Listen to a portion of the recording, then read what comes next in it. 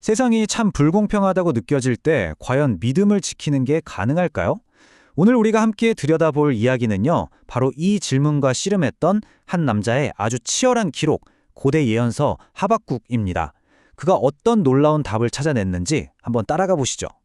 아니, 왜 악한 사람들은 떵떵거리고 잘 사는데 착한 사람들은 이렇게 힘들게 살아야 할까요?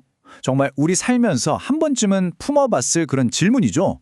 바로 이 답답하고 근본적인 물음이 오늘 이야기의 주인공인 하박국 선지자가 하나님을 향해 터뜨렸던 절규의 시작점이었습니다. 자, 그럼 이야기의 첫 번째 파트입니다. 아무 대답 없는 하늘을 향해서 한 신앙인이 던졌던 아주 고통스러운 질문이죠.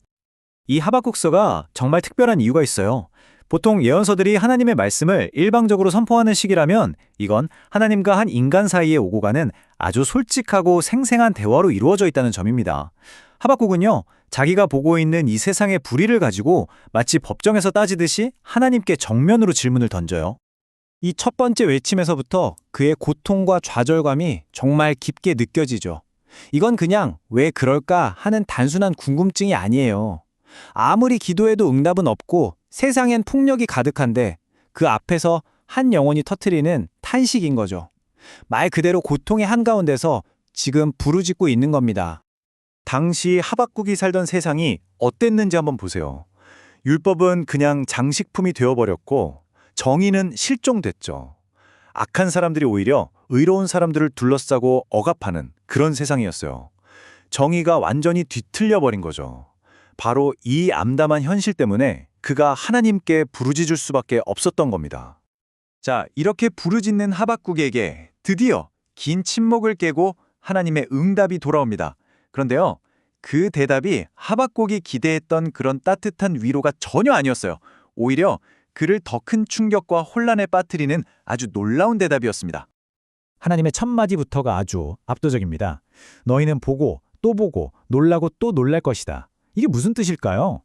하나님이 그냥 침묵하고 계셨던 게 아니라는 거죠. 그 누구도 상상조차 못했던, 듣고도 믿기 힘든 엄청난 방식으로 이제 역사에 개입하시겠다는 선언이었습니다.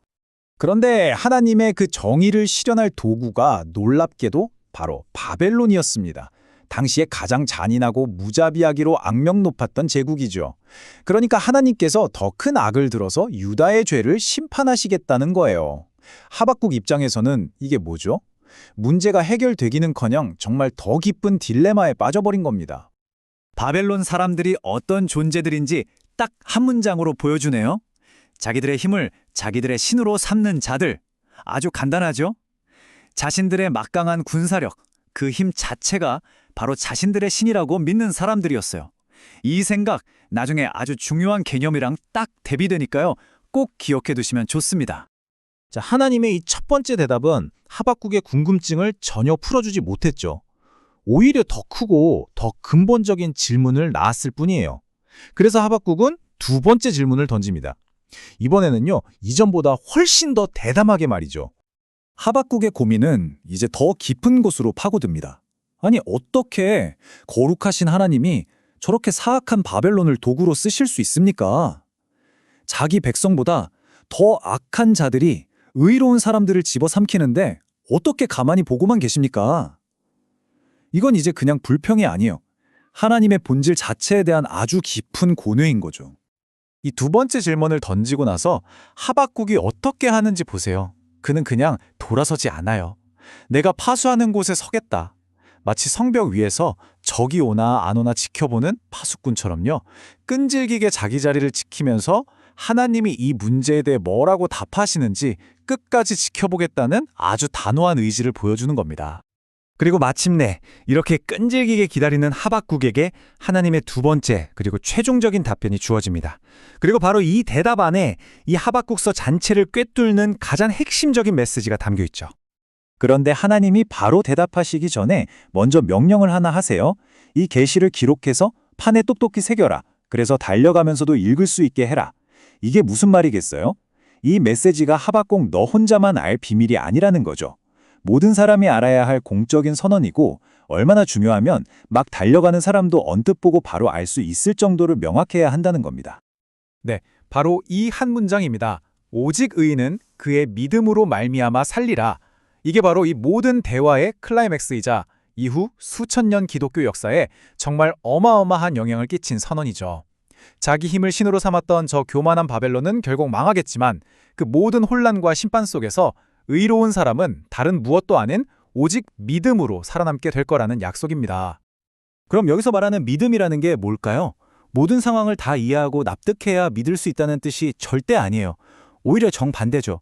도저히 이해할 수 없는 이 현실 속에서도 결국엔 모든 것을 주관하시는 하나님의 선하심, 그리고 그분만의 시간표와 궁극적인 정의를 신뢰하는 것, 지금 당장 내 눈에 보이지 않더라도 말이에요. 바로 그게 믿음입니다. 자, 이제 마지막 파트입니다. 이 놀라운 하나님의 대답을 들은 하박국의 마음속에서 과연 어떤 변화가 일어나는지 그 여정을 한번 따라가 보시죠. 불평에서 찬양으로 넘어가는 아주 드라마틱한 과정입니다. 시작과 끝이 정말 극명하게 대비되죠?